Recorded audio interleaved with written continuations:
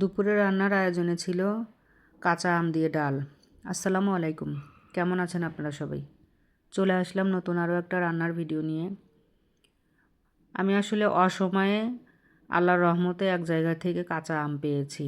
আর আমার বাসায় কাঁচা আম মানেই আমার মেয়ের কাঁচা আমের ডাল খেতে হবে। আমার মেয়ে এবং আমিও কাঁচা আম দিয়ে ডাল অনেক মজা করে খাই।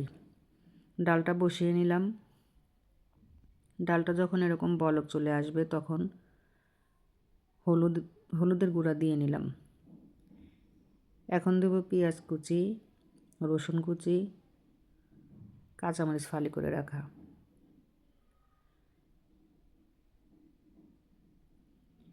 লবণটা আমি আগে দিয়ে নিয়েছিলাম, যখন ডাল বসিয়েছি তখনই লবণ দিয়েছিলাম।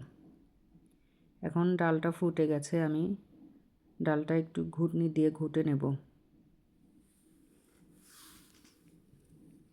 আমার ছেলে মেয়ে প্রতিদিনই ডাল খেতে পছন্দ করে, ওরা প্রত্যেক দিনই ডাল খায়।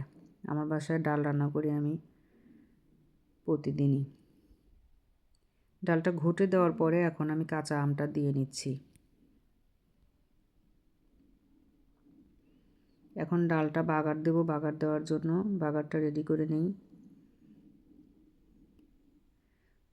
কড়াইতে পরিমাণ মতো তেল দিয়ে প্রথমে দিয়ে দিলাম ফোড়নে কয়েকটা জিরা, শুকনো মরিচ। এখন রসুন কুচি আর পেঁয়াজ কুচি দিয়ে নেব। আমি ডাল বাগারে সবসময় রসুন কুচি পেঁয়াজ কুচি একটু বেশি করে দিই।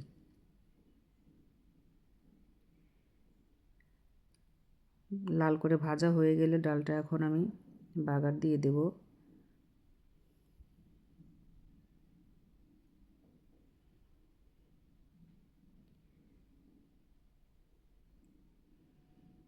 অসময়ে আমটা আমি পেয়েছি আল্লাহর রহমতে, আর আমটা দিয়ে ডালও রান্না করলাম। ডালটা খেতে অসাধারণ মজা হয়েছিল। আসলে এখন তো সময় না আমের, আম তো কিছুদিন পরে বাজারে পাওয়া যাবে, তারপরও আমি পেয়ে গিয়েছিলাম, নিয়ে আসছি।